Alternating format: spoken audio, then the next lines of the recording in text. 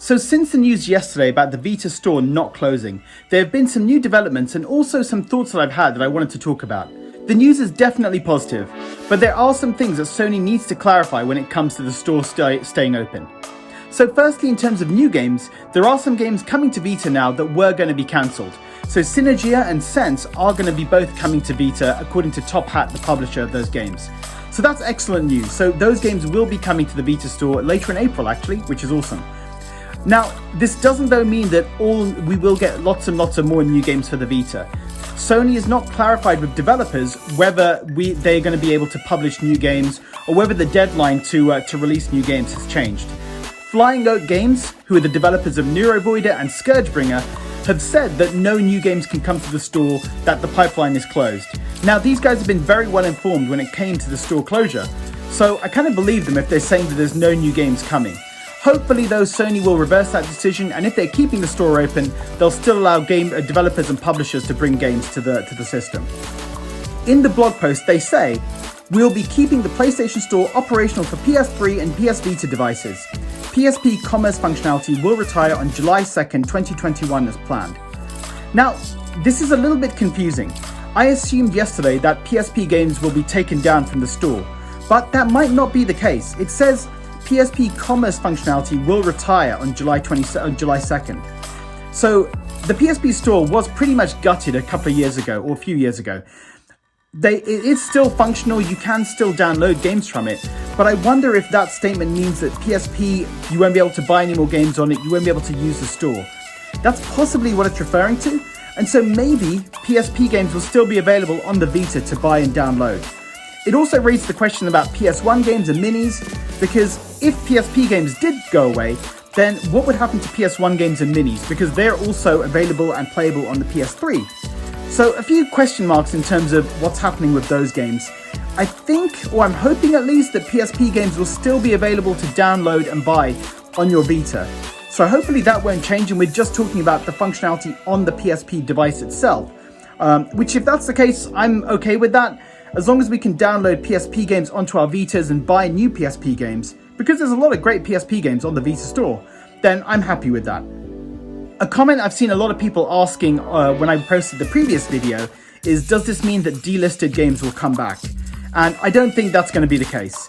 A lot of the games delisted are probably delisted more because of licenses as opposed to the store closure. So where NIS and Atlas have delisted games like Dungeon Travelers 2, I don't think those games are going to be coming back, unfortunately. We may see more delisted games in future. You know, we don't know when licenses will expire for games like Attack on Titan, for example.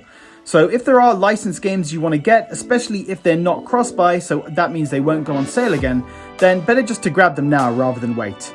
When the news broke about the PS Vita store closing and the PS3 store as well, the physical prices of games shot through the roof in the last couple of weeks. Hopefully now that Sony has reversed that decision, the prices of physical games will go back down, or at least kind of level out a bit more, because some of the game prices just went crazy.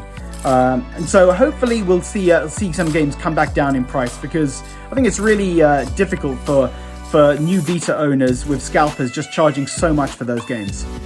In the blog post, Sony did say the stores are not closing for the foreseeable future.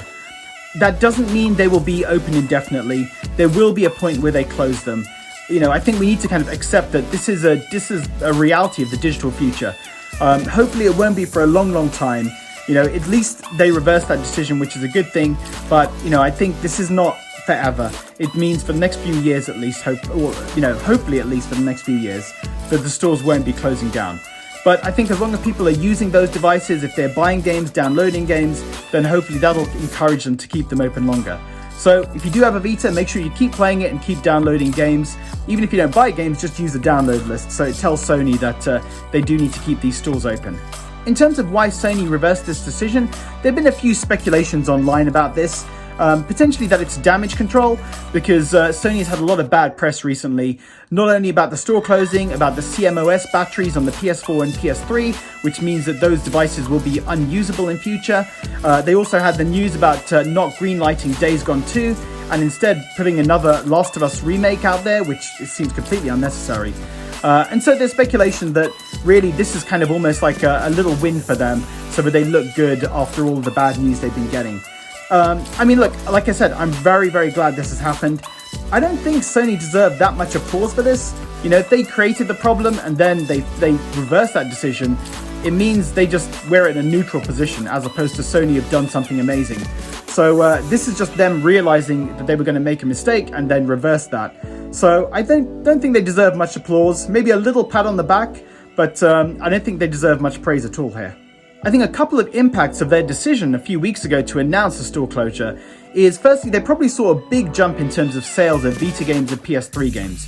I think a lot of people would have gone out and bought them, like myself and like a lot of you guys, stacking up their library, making sure that the games that might have been lost are still available for them to download. So I think that's one thing they would have seen from this. I think they also would have done damage to their to the devices and to their sales in future, because I think a lot of people would have hacked their devices.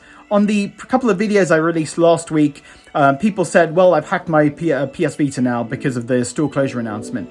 I think that's probably happened to a lot of people. And so, I think that's going to result in more piracy, unfortunately, of Vita games. Please don't pirate Vita games. Just buy them. If they're available to buy it. But I think that's going to be one of the fallout of that announcement itself. If they hadn't made the announcement at all and just left things the way they are, then they probably would have had a lot less hacked Vitas out there. And I think the last takeaway from all this is that people's voices do make a difference. Lots of people complained about this. There were lots of negative news articles about Sony not wanting to support the PlayStation heritage, about losing all of that history of games. So all of that news, all the voices, people complaining has made a difference, which is actually really great to see, because where companies make bad decisions, we should be able to voice our negative opinion, and hopefully they will reverse those decisions if they realize they've made a mistake. So that's one thing. That's another good outcome of all this for me. That people's voices are heard. I was getting a few comments asking me to link a survey that was going around, not a survey, a petition going around, telling Sony that to keep the store open. And to be honest, I was skeptical. I thought these petitions, they never amount to much. And so, I did put a link on my video, but I didn't do much with it, to be honest. But I was wrong. Sony did listen.